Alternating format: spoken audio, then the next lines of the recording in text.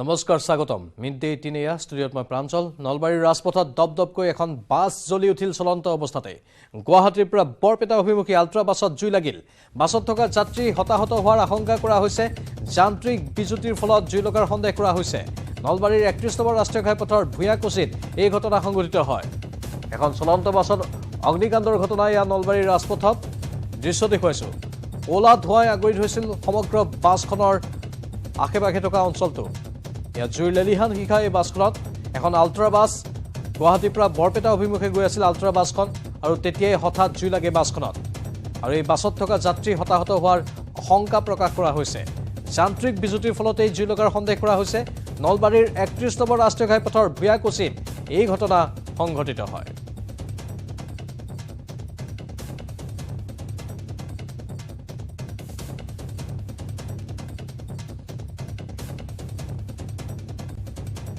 পুনৰ উৎকোচ লৈ গ্ৰেপ্তাৰ হৈছে চৰকাৰী বিষয়া উৎকোচ লৈ গ্ৰেপ্তাৰ হৈছে লাটমণ্ডল লগন বাছৱাৰ বিশ্বনাথ ৰাজচক্ৰ বিষয়াৰ কাৰ্যালয়ৰ পৰা গ্ৰেপ্তাৰ কৰা হৈছে মুখ্যমন্ত্ৰীৰ তদাৰকী কোষে গ্ৰেপ্তাৰ কৰে লাটমণ্ডল বাছৱাৰক ইয়া পুনৰ উৎকোচ লৈ চৰকাৰী বিষয়া গ্ৰেপ্তাৰ হোৱাৰ খবৰ আমি জনাইছো উৎকোচ লৈ গ্ৰেপ্তাৰ হৈছে লাটমণ্ডল লগন বাছৱাৰ বিশ্বনাথ ৰাজচক্ৰ বিষয়াৰ কাৰ্যালয়ৰ পৰা গ্ৰেপ্তাৰ কৰা হৈছে মুখ্যমন্ত্ৰীৰ তদাৰকী কোষে গ্ৰেপ্তাৰ কৰিছে লাটমণ্ডল বাছৱাৰক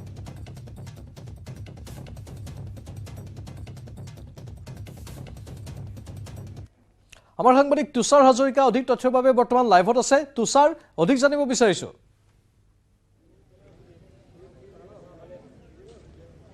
হয় প্ৰাঞ্জল পুনৰ বিশ্বনাথ চাৰিআলিত দেখিবলৈ পোৱা গ'ল যে সিএম ভিজিলেন্সৰ অভিযান চলিলে আৰু এবাৰ অভিযান চলিছে বিশ্বনাথ ৰাজচক্ৰ বিষয়াৰ কাৰ্যালয়ত আৰু লাটমণ্ডল লগন বাছৱাৰক ইতিমধ্যে ৩০০০ টকা উৎকোচ লোৱা সময়তে গ্ৰেপ্তাৰ কৰা হৈছে আৰু এই মুহূৰ্তত মই ৰাজচক্ৰ বিষয়াৰ কাৰ্যালয়ৰ সন্মুখত উপস্থিত আছো মোৰ সহযোগী নিৰ্বাণে পৰিৱেশ ইয়াত দেখুৱাইছে আচলতে ৩০০০ টকা লোৱা হৈছিলে আৰু ৭০০০ টকা বিচৰা হৈছিলে আৰু লাওদলনি গাঁৱৰ এগৰাকী ব্যক্তি ফুল মহম্মদৰ মাটি আছে লাওদলনি গাঁৱত আৰু তেওঁ নামজাৰিভাৱে এই কাৰ্যালয়টোলৈ আহিছিলে আৰু ইয়াৰ পিছতে ৭০০০ টকাৰ ৩০০০ টকা আজি দিবলৈ অহাৰ সময়তে সিএম ভিজিলেন্সে দেখিবলৈ পোৱা গ'ল যে অতি কৌশলেৰে এইগৰাকী লাটমণ্ডলক আচলতে গ্ৰেপ্তাৰ কৰিলে আৰু আমি দীৰ্ঘদিন ধৰি আচলতে বাতৰি পৰিৱেশন কৰি আহিছিলোঁ যে এই কাৰ্যালয়টোৰ একাংশ মণ্ডলে আচলতে এনেধৰণেই উৎকোচ বিচাৰে আৰু আজি সেই কথা প্ৰমাণিত হ'ল আৰু এই মুহূৰ্তত এই দৃশ্য দেখুৱাই আছোঁ ৰাজচক্ৰ বিষয়াৰ কাৰ্যালয়ৰ সন্মুখৰ পৰা পোনপটীয়াভাৱে আৰু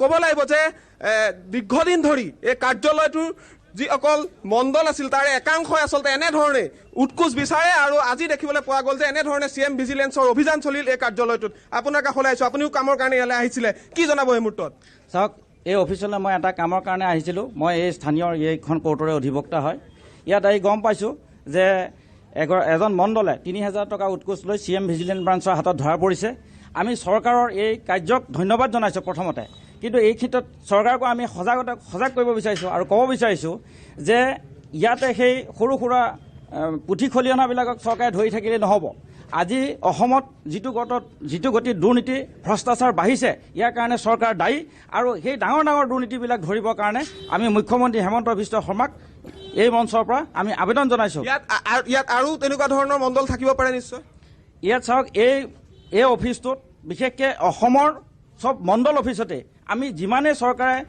ই গভৰ্ণমেণ্টছৰ ব্যৱস্থা নকৰক কিয় ই গভৰ্ণমেণ্টছৰ ব্যৱস্থা কৰাৰ পাছতো তেওঁলোকৰ সেই দুৰ্নীতি সমান আগৰ হাৰতে চলি আছে আৰু ইয়াৰ ক্ষেত্ৰত চৰকাৰে মানে আৰু ধৰণৰ অত্যাধিক পদক্ষেপ লোৱাৰ আমি বাঞ্ছা কৰিছোঁ হয় ধন্যবাদ জনাইছোঁ আৰু লোক আছে মই আপোনাৰ কামৰ কাৰণে আহিছিল নেকি ইয়ালৈ কি কামত আহিছিলে আজি সিএম ভিজিলেন্সে অভিযান চলাইছে কি জনাব কেনেকুৱা অনুভৱ ভাল লাগিছে আজি এইটো দেখি আপোনাৰ কামলৈ আহিছোঁ কিবা কামত আহিছিলে মাটি কামতে আহিছিলোঁ তাৰপিছতে মাটি কামত আহি এতিয়া ইয়াত দেখিছোঁ পইচা পাতি লৈ আছে আমাৰতো কাম নহয়েই আজি এসপ্তাহমান দৌৰিলোঁ আজি কালিয়া বুলি কৈ থাকে কামটো হোৱা নাই ভাল কৰিছে কিন্তু আপুনি ভুক্তভোগী নেকি পইচাটো আমি দিয়া নাই বিচাৰিছে কোনোবাই বিচৰা নাই আমাৰ হাতৰ পৰা কিন্তু দৌৰাই থাকে কথা সেইটোৱে ভাল কৰিছে এইটো কৰিছে হয় নিশ্চিতভাৱে আচলতে ইয়াত বিভিন্নজন লোক আহিছে আমি দৃশ্য দেখুৱাইছোঁ এনেধৰণে সকলোৱে আচলতে চক্ৰ বিষয়াৰ কাৰ্যালয়ৰ যি আচলতে কাম কাজ আছে তাৰ বাবে আহিছে, কিন্তু আজি দেখিবলৈ পোৱা গৈছে যে কাৰ্যালয়ৰ ভিতৰত সকলোকে প্ৰৱেশ কৰিবলৈ দিয়া হোৱা নাই, কাৰণ এই মুহূৰ্তত CM ভিজিলেন্সৰ অভিযান ইয়াত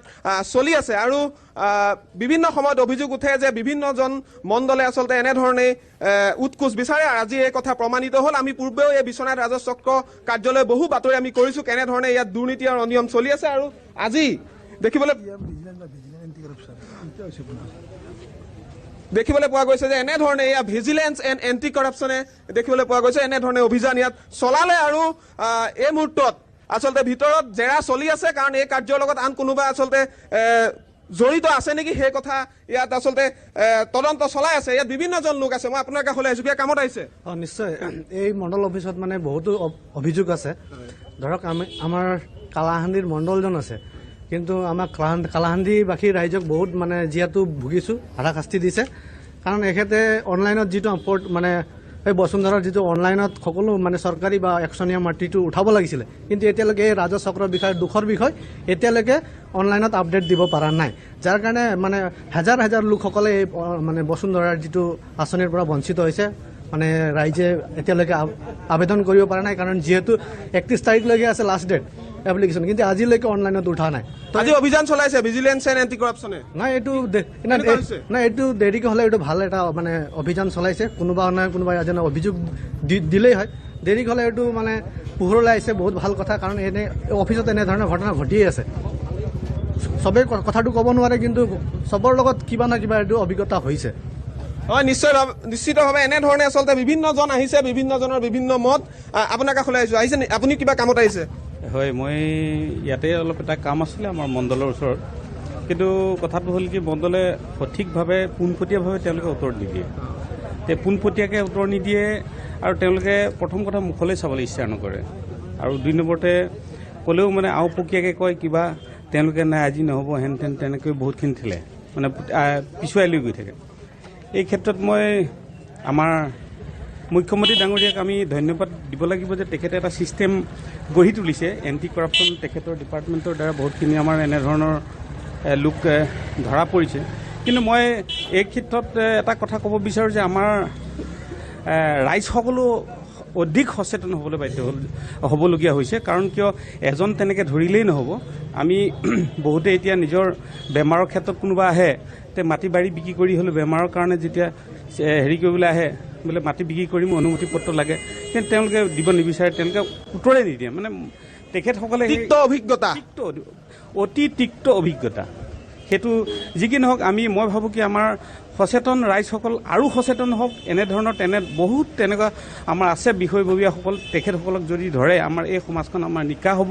তেতিয়াহে প্ৰকৃত গভাৰ্নেন্স কি সেই তাৰ প্ৰকৃতৰ আমি ফলটো আমি পাম বুলি আশা কৰিছোঁ। হয়, নিশ্চিতভাৱে আচলতে এই আছিলে স্থানীয় একাংশ লোক, আৰু চক্ৰ বিষয়াৰ কাৰ্যালয়লৈ তেওঁলোক আহিছে আৰু বিভিন্ন কাম কাজ লৈ আহিছে। ইয়াত যিহেতু বসুন্ধৰাৰ কাম চলি আছে, গতিকে চক্ৰ বিষয়াৰ কাৰ্যালয়ত দৈনিক দেখিবলৈ পোৱা যায় যে যথেষ্ট সংখ্যক লোকৰ ভিৰ হয়, আৰু এই মুহূৰ্ততো দেখিবলৈ পোৱা গৈছে যথেষ্ট সংখ্যক লোক আহি গেটৰ সন্মুখত আচলতে ৰৈ আছে। আৰু এই মুহূৰ্তত যিহেতু ভিতৰত ভিজিলেন্স এণ্ড এণ্টি কৰাপশ্যনৰ তদন্ত চলি আছে, সেয়েহে সকলোকে ইয়াত প্ৰৱেশ কৰিবলৈ দিয়া হোৱা নাই। যিসকল কৰ্মচাৰী, সেই কৰ্মচাৰীসকলৰ বাদে আচলতে কাকোৱে ইয়াত প্ৰৱেশ কৰিবলৈ দিয়া হোৱা নাই। আৰু এই মুহূৰ্তত আমি জনাইছোৱে যে এগৰাকী লাট মণ্ডল লগন বাছুৱাৰ, তেখেতক 30,000 টকা উৎকোচ লৈ থকাৰ সময়তে ভিজিলেন্স এণ্ড এণ্টি কৰাপশ্যনে ইতিমধ্যে ধৰা পেলাইছে। আৰু ফুল মহম্মদ নামৰ বাঘমাৰী এগৰাকী ব্যক্তি, তেওঁৰ লাওদলনি গাঁৱত তেওঁৰ আচলতে মাটি আছে, আৰু সেই মাটি নামজাৰিৰ তেওঁ এই লগন বাছৰ গুৰিলৈ আহিছিলে, আৰু তাৰ পিছতে 7,000 টকা লগন বাছুৰে বিচাৰিছে বুলি ফুল মহম্মদে অভিযোগ কৰিছে। আৰু ইয়াৰ পিছতে আজি 3,000 টকা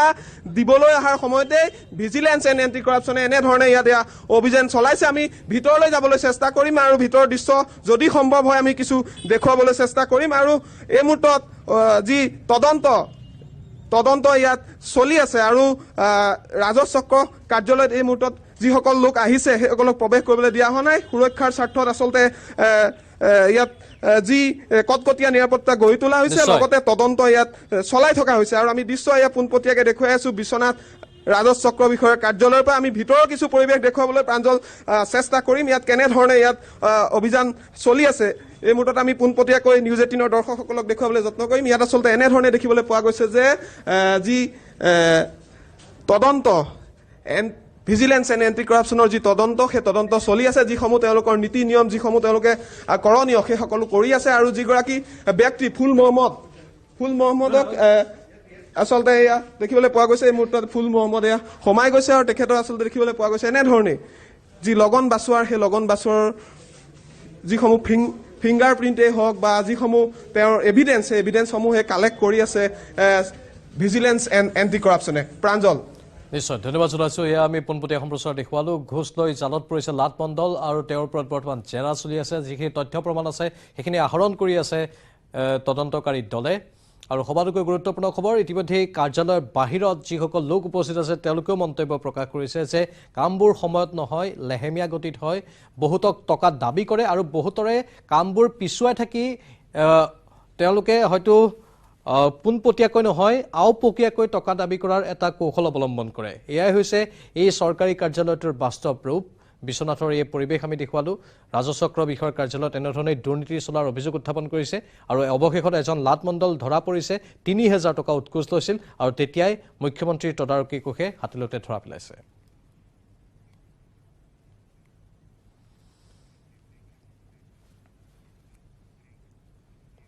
আৰু বাতৰি দেখিতে সময় হৈছে চমু বাণিজ্যিক বিৰতিৰ। কেৱল ষ্ট্ৰং নহয়, মাইথান ষ্ট্ৰং, মাইথান ষ্টীল নিৰ্মাণৰ মানদণ্ড।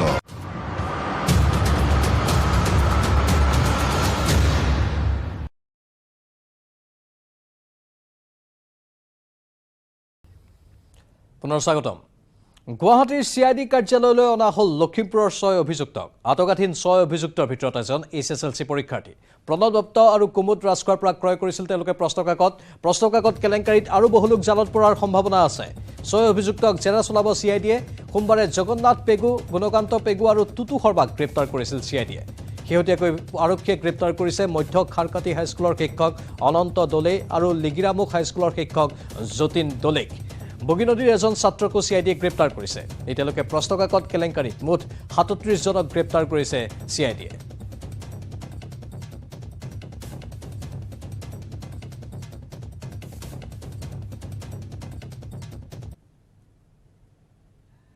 শ্ৰীমন্ত শংকৰদেৱ কলাক্ষেত্ৰত সাহায্য প্ৰদান অনুষ্ঠান। অংগনবাদী কৰ্মী আৰু সহায়িকালৈ অৱসৰকালীন সাহায্য প্ৰদান।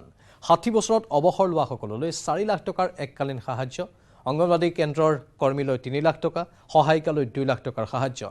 10 বছৰ চাকৰি কৰি অৱসৰ লোৱাসকলক 50% সাহায্য। প্ৰয়াত অংগনবাদী কৰ্মীও পাব 50% সাহায্য। 2022ৰ 1 এপ্ৰিলৰ পৰা কাৰ্যকৰী হ'ব এই আঁচনি। 793 অংগনবাদী কৰ্মী সহায়িকাক সাহায্য দিয়া হ'ব। দেশৰ ভিতৰতে অৱসৰকালীন সাহায্য দিয়া প্ৰথম ৰাজ্য অসম। অটল পেঞ্চন যোজনাত অংগনবাদী কৰ্মী আৰু সহায়িকা অন্তৰ্ভুক্ত কৰাৰ প্ৰয়াস কৰা হ'ব। ৩৯৪ গৰাকী কৰ্মী, ৩৯৩ গৰাকী সহায়িকাক সাহায্য প্ৰদানৰ এই ব্যৱস্থা। বেংক একাউণ্টত আজিৰ ভিতৰতেই সকলোৱে সাহায্য লাভ কৰিব। ২৬ কোটি ৭৪ লাখ টকা ধাৰ্য কৰা হৈছে এই আঁচনিত। এইবাৰ আমি ৪,০০০ নতুনকৈ অংগনবাদী কেন্দ্ৰ সাজিম বুলি মুখ্যমন্ত্ৰীয়ে সদৰি কৰিছে। অসম চৰকাৰৰ মহিলা আৰু শিশু বিকাশ বিভাগৰ উদ্যোগত এই সাহায্য অনুষ্ঠানৰ আয়োজন কৰা হয়। শংকৰদেৱ কলাক্ষেত্ৰৰ মাধৱদেৱ আন্তৰ্জাতিক প্ৰেক্ষাগৃহত আয়োজিত এই অনুষ্ঠানত উপস্থিত আছে মুখ্যমন্ত্ৰী হিমন্ত বিশ্ব শৰ্মা।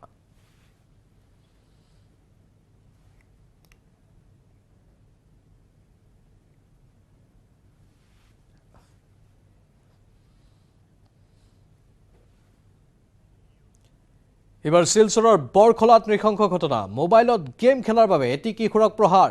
দীপক নাথৰ প্ৰহাৰত মৃত্যু হৈছে 13 বছৰীয়া পান্না নাথৰ। দীপক নাথৰ মোবাইলত গেম খেলি আছিল কিশোৰটিয়ে। ফলত দীপক নাথে খেদি প্ৰহাৰ কৰে কিশোৰটিক। আহত কিশোৰটিক হস্পিটেলত ভৰ্তি কৰোৱা হয়। শিলচৰ মেডিকেল কলেজ হস্পিটেলত মৃত ঘোষণা কৰা হয় কিশোৰটিক। বৰখলাৰ জাৰৈলতলাত এই ঘটনা সংঘটিত হৈছে। বৰখলা আৰক্ষী থানাত দীপক নাথৰ বিৰুদ্ধে গোচৰ ৰুজু হৈছে।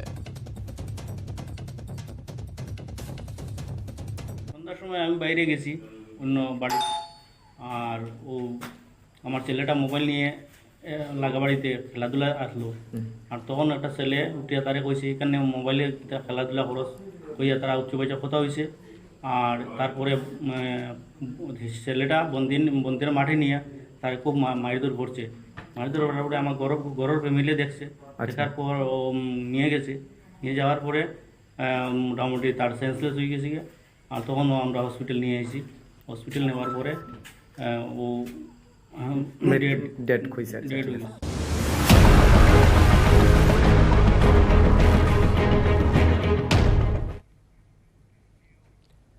এতিয়াও পলাতক অৱস্থাত আছে ৱাৰিছ পাঞ্জাবদীৰ মুৰব্বী অমৃতপাল সিং।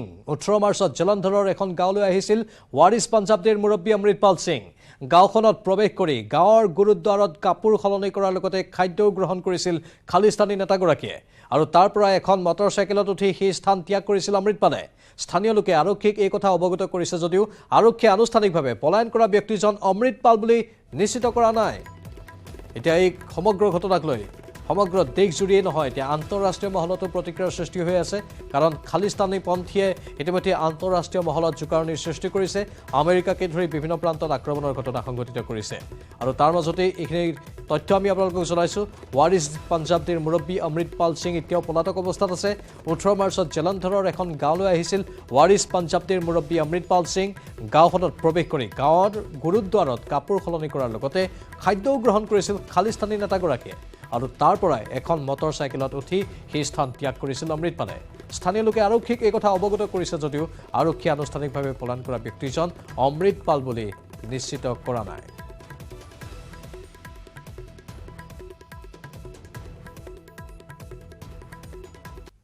আনফালে অমৃতপালক গ্ৰেপ্তাৰৰ বাবে ৰাইজৰ পৰা সহায় বিচাৰিছে পাঞ্জাব আৰক্ষীয়ে। ইতিমধ্যে পাঞ্জাব আৰক্ষীয়ে প্ৰকাশ কৰিছে অমৃতপাল সিঙৰ শেহতীয়া ফটো। লগতে পাকিস্তানলৈ যোৱাৰ সন্দেহ কৰিছে ৱাৰিছ পাঞ্জাবদীৰ মুৰব্বী তথা দুৰ্ধৰ্ষ খালিস্তানী উগ্ৰপন্থী অমৃতপাল। উত্তৰাঞ্চলেদি নেপাল হৈ পাকিস্তানলৈ পলাই যোৱাৰ সন্দেহ কৰিছে আৰক্ষী আৰু প্ৰশাসনে। ইতিমধ্যে BSF, SSBলৈ সতৰ্কবাণী জাৰি কৰিছে কেন্দ্ৰীয় গৃহ মন্ত্ৰালয়ে। কেন্দ্ৰই BSF আৰু সশস্ত্ৰ সীমাবলক আন্তঃৰাষ্ট্ৰীয় সীমান্তত সজাগ হৈ থাকিবলৈ সতৰ্ক কৰি দিছে। অমৃতপাল সিঙৰ পলায়নৰ আশংকাত নেপাল, পাকিস্তান আন্তঃৰাষ্ট্ৰীয় সীমান্তত জাৰি কৰা হৈছে এলাৰ্ট। ইপিনে দুয়োটা অৰ্ধসামৰিক বাহিনীয়ে অমৃতপালৰ শেহতীয়া ফটোসহ প্ৰয়োজনীয় ইনপুট নিজৰ ফিল্ড ইউনিটলৈ প্ৰেৰণ কৰিছে। উল্লেখযোগ্য যে কেন্দ্ৰীয় মন্ত্ৰী R.K. সিঙে স্পষ্টভাৱে কৈছে যে অমৃতপাল সিং পাকিস্তানৰ ISIৰ দ্বাৰা নিয়ন্ত্ৰিত।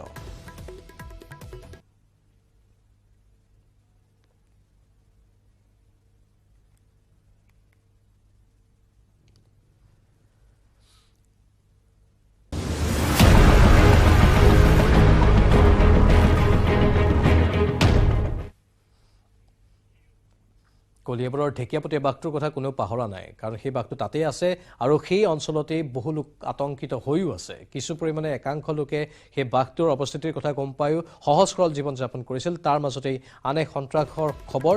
চাহ বাগিচাত শ্ৰমিকে কাম কৰি থকা সময়তে গৰু নিধন কৰিছে বনৰজাই।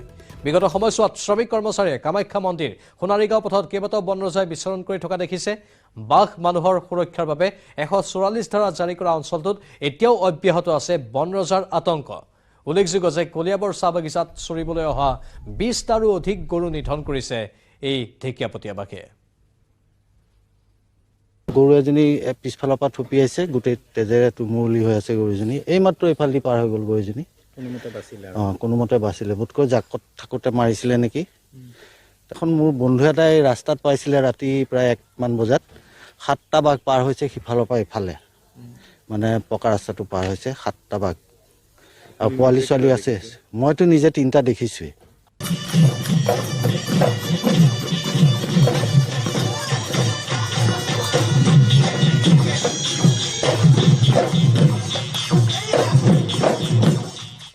সমাগত হেঁপাহৰ ৰঙালী আৰু ৰাজ্যৰ ভিন্ন প্ৰান্তৰ লগতে মঙলদৈ মহাবিদ্যালয়ত চলিছে বিহুৰ কৰ্মশালা। মহাবিদ্যালয়খনৰ 3 শতাধিক ছাত্ৰ ছাত্ৰীয়ে অংশ লৈছে বিহুৰ কৰ্মশালাত। বিহুগীত, বিহু নাচ, ঢোল বাটনৰ প্ৰশিক্ষণ প্ৰদান কৰা হৈছে এই বিহু কৰ্মশালাত।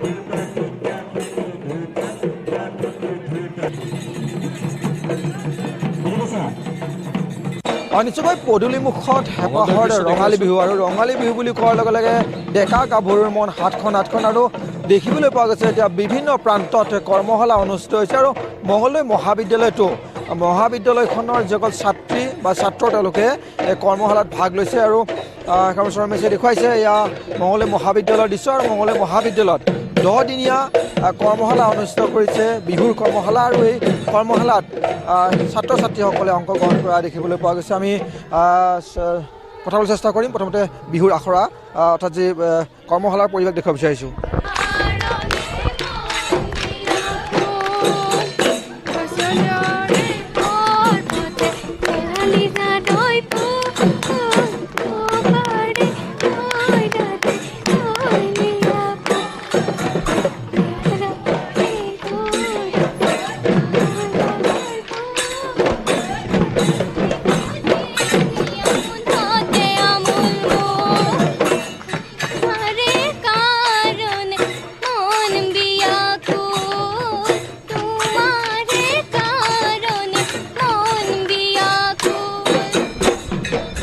প্ৰায় 3 শতাধিক ছাত্ৰ ছাত্ৰীয়ে অংশগ্ৰহণ কৰিছে এই কৰ্মশালা অনুষ্ঠিত কৰিছে তেওঁলোকে এইবাৰ হয় আমাৰ মঙলদৈ মহাবিদ্যালয়ৰ ছাত্ৰ একতা সভাৰ উদ্যোগত আৰু মঙলদৈ মহাবিদ্যালয় পৰিয়ালৰ সহযোগত আমি এটি 10 দিনীয়া মঙলদৈ মহাবিদ্যালয়ত বিহু কৰ্মশালা আয়োজন কৰিছোঁ যিটো কৰ্মশালা আমাৰ এটা লক্ষ্য আছে মঙলদৈ মহাবিদ্যালয়খন দৰং জিলাৰ ভিতৰত এটি নাম জ্বলা মহাবিদ্যালয় ইয়াৰ পৰা এতিয়া আমি বিহু দল প্ৰস্তুত কৰিম বুলি ভাবিছোঁ কাৰণ বিহু দল এটা প্ৰস্তুত কৰিম বুলি কওঁতেই পটককৈ কৰা নহয় সেইকাৰণে আমি আগমুহূৰ্তত 10 দিনীয়া এটি কৰ্মশালা দিছোঁ ইয়াৰ পৰা যোন ছাত্ৰ ছাত্ৰীয়ে ভাল আমাৰ প্ৰদৰ্শনী দেখায় তেওঁলোকক আমাৰ দলটিত অন্তৰ্ভুক্ত কৰিম বুলি আমি ভাবিছোঁ আৰু এই দলটিয়ে পিছলৈ গৈ আমাৰ বাহিৰত যায় আমাৰ দৰং জিলাৰ নাম আৰু দৰং জিলাৰ মঙলদৈ মহাবিদ্যালয়ৰ নাম উজ্বলাব বুলি আমি আশা ৰাখিছোঁ নিশ্চয়কৈ এই ধৰণে ৰাজ্যৰ বিভিন্ন প্ৰান্তত দেখিবলৈ পোৱা গৈছে বিহুৰ কৰ্মশালা অনুষ্ঠিত কৰিছে আৰু হেঁপাহৰ ৰঙালী বিহুলৈ মাজত যিহেতু কেইটামান দিন বাকী আছে আৰু তেনে সময়তে বিহু কৰ্মশালাৰ জৰিয়তে শুদ্ধভাৱে বিহুটিক পৰিৱেশন কৰিবৰ কাৰণে যিসকল নাচনী বিহুৱা সাজু হোৱা দেখিবলৈ পোৱা গৈছে আৰু বাতৰিত পুনৰ সময় হৈছে চমু বাণিজ্যিক বিৰতিৰ কেৱল ষ্ট্ৰং নহয়